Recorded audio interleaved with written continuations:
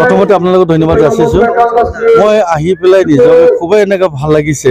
এই আমাৰ কোচ ৰাভা জনগোষ্ঠীৰ এটা ৰন্টুক ফেষ্টিভেল। ৰন্টুক ফেষ্টিভেল মানে লক্ষী ফেষ্টিভেল হয়।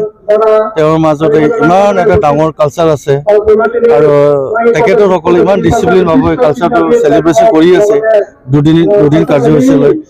মই আহি পেলাই বহুতেই ভাল লাগিছে।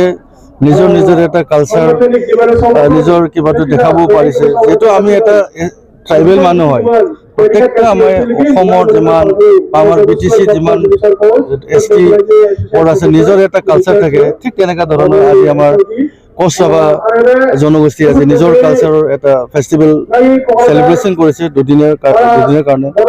খুব কালাৰফুল ফেষ্টিভেল, ভাল লাগিছে আহি পেলাই।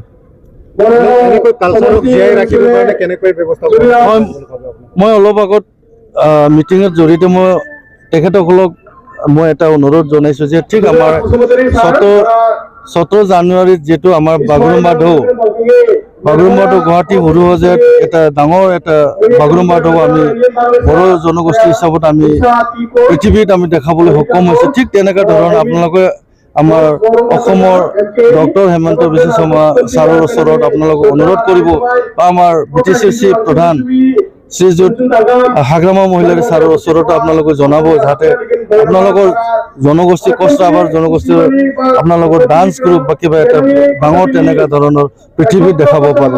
সেইটো মই আজি তেখেতসকলক মই অনুৰোধ কৰিছোঁ। Thank U.